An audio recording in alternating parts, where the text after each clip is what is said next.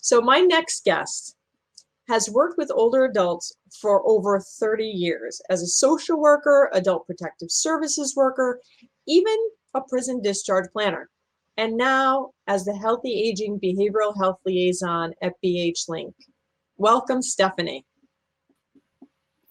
Hi, thanks so much for having me, Deb. Hope everybody can hear me. Yes, 30 years. I started when I was 5. Only kidding. Yeah, I'm so happy to be here. Behavioral health for our seniors, for people 60 plus, is so very important.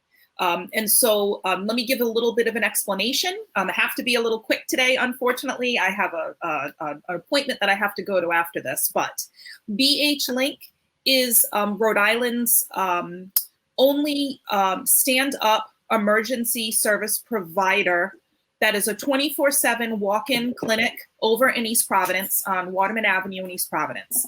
And so this was a dream of the governor and some people, many people over at the Behavioral Health Department. We work with BHDDH. This is a grant program, a 5-year grant program. We actually have a physical facility that people can go to visit. And instead of going to an emergency room, they would come to BH Link and get services to link them to the next appropriate level of care for their behavioral health needs. So if somebody had a mental health crisis, if someone had a substance use crisis, they could come to BH Link and we would get them whatever help they need. We don't do actual clinical treatment at BH Link, but we do provide them to that next level of care. So we would arrange for them to go to a hospital. We would arrange for them to go to some type of drug or alcohol rehab. And so that's what we do. We have a 24-hour line also. It's 414-LINK. You'll see the number below. And that number is a number that people can call, providers can call, with questions about whether or not they should come to the link or whether or not a clinician could speak to them on the phone to give them direction and help with whatever their behavioral health issue is. That number also answers the 1-800 National Suicide Hotline. I'm very proud to say that we were just recognized nationwide by the National Suicide Hotline as having a 99% call answer rate. We have the largest rate in the country right here in Rhode Island. And all of those suicide hotline calls are answered right at BH Link. So what makes us different than going to a traditional emergency room is that when you go to a traditional emergency room, if you're having some type of behavioral health crisis, you're mixed in with people that are having issues, who's having a heart attack, who's got a common cold, all sorts of different issues. Our staff and our clinicians at BH Link, the only thing we do is behavioral health. So we have all of the services that someone would need to link them up to their next best source of care. And we work very hard to meet people where they're at, what they're looking for in treatment or recovery. So we're not going to be forcing somebody to go to a facility. We're not going to be demanding they go anywhere because our program is completely voluntary. People have to come to us voluntarily. However, if when they're with us, they're presenting a danger to themselves or others, we do have licensed clinicians that could cert them, and then we would send them to the hospital. But my role is in partnership with the Office of Healthy Aging.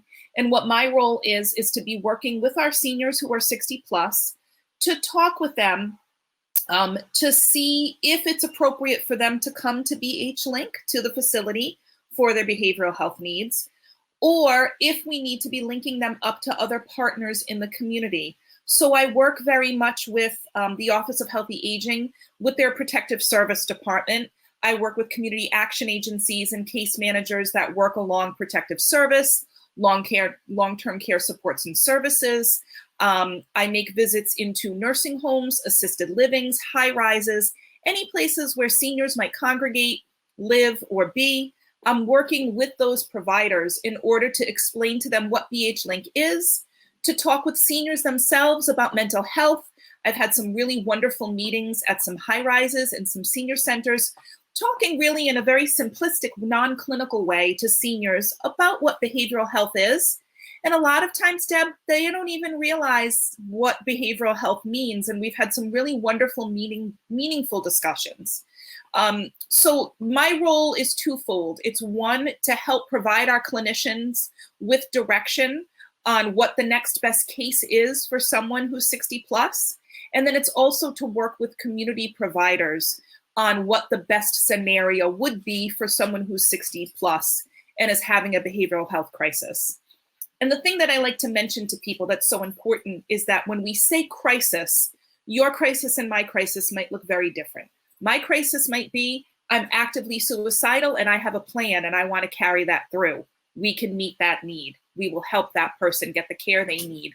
But for our senior population, their crisis might be, maybe they just lost a spouse. Maybe they've had to go from independent living into some sort of supportive housing, and they don't know how to manage the feelings and the emotions that they're having with that move. That could be a crisis. Another crisis could be, we have children that'll call and say, mom or dad is abusing medications, mom or dad is abusing alcohol. So crisis doesn't mean someone is actively suicidal. Crisis doesn't mean someone is an addict and needs help. Crisis can mean a lot of different things to us at BH Link, and we want to meet that person where they are and help them get the services that they need.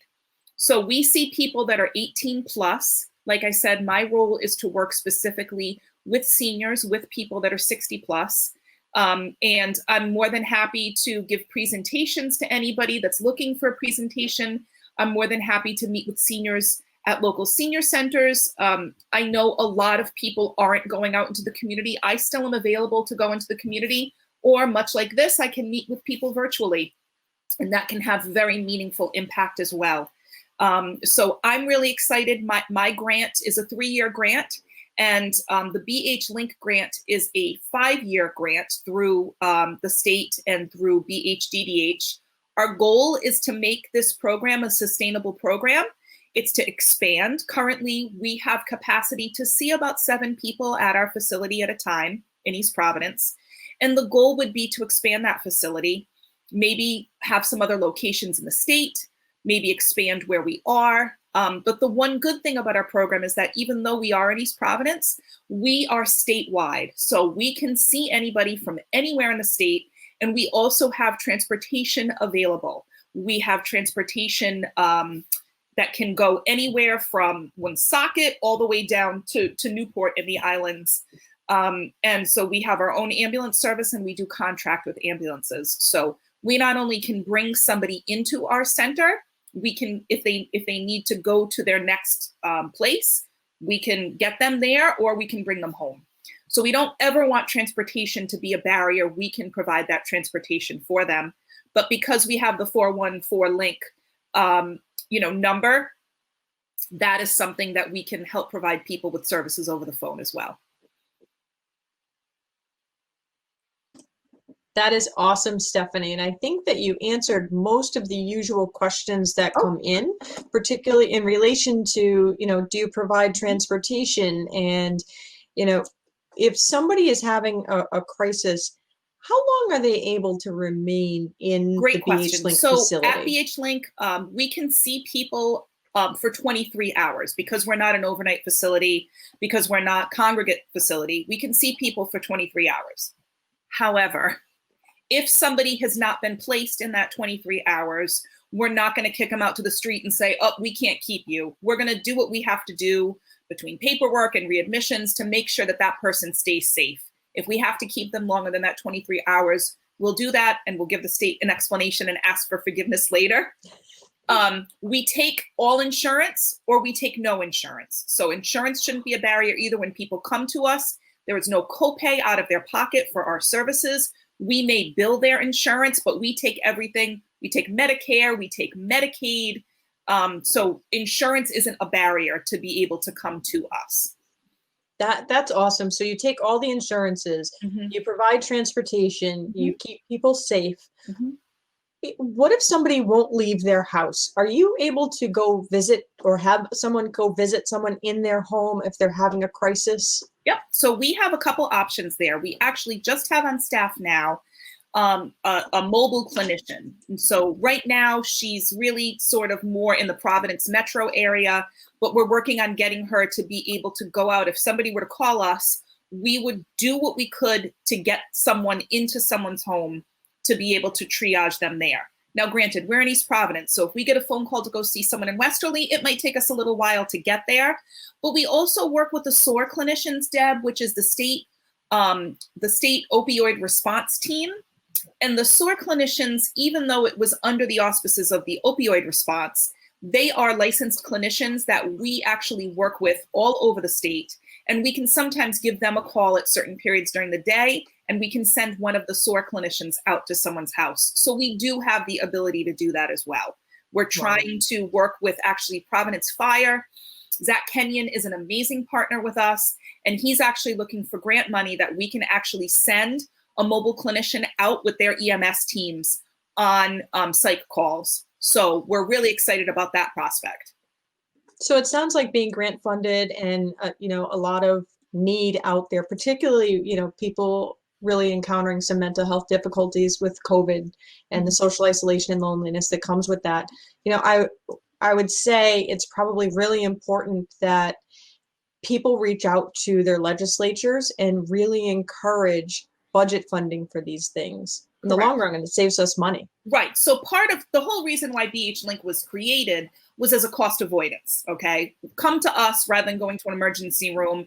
It'll end up costing the state less in the end. But the more altruistic idea is it's a better space and a better option because all we're doing is mental health. So the grant is held by Horizon Health Partners. And Horizon Healthcare Partners is a conglomerate of 5 community mental health agencies in the state. And they work together to bring better mental health services to the population in Rhode Island. What HHP has been doing, we have interns that work with us. And those interns back before COVID, we were going every Wednesday out to the General Assembly and talking with legislators, because we need the legislators to understand that this has to remain a part of Rhode Island's funding. What we don't want to see, and any of you are on the call that have worked in BHDDH programs and state programs for a number of years, what we end up doing is saying, hey, remember that awesome program we had that helped XYZ? We don't want BH Link to become that program. So yes, talk to your legislators, write letters, give personal stories and personal experiences about behavioral health issues, and let our legislators know that this has to be something that comes to fruition to be a permanent part of the state funding, a permanent commitment to the state, so that we're not just one of those programs that was a used to be nice program. And Amen. That's not just because I want to keep my job. That's because I really want people to be helped along the way. It's very important. Particularly, again, our seniors. In talking with Jean, I worked as a protective service case manager with Jean at West Bay Community Action. It's very hard to get our senior population to accept, to recognize, to, in their lives approve of any kind of behavioral health care. So these people, what you do, what everybody here is doing is so important to reach out to people so that they can get the help and services that they really need. This is awesome, Steph. Thank you so much for joining us today. I really do appreciate it. I have to cut it short, but in the chat, I'll put my contact information. And Perfect. If anybody wants to reach me via phone or via email, I'm more than happy to talk to anybody. I'll talk all day long. You and I will talk all day long about all of our experiences. And thank you so much for everything you do. That's my kid in the background. Deb, your website is such a tremendous resource for everyone in the state, providers, seniors, their caregivers, and everything. And so none of us could do what we do if we didn't have you. So thank you so much. Thank you, Steph. Thanks.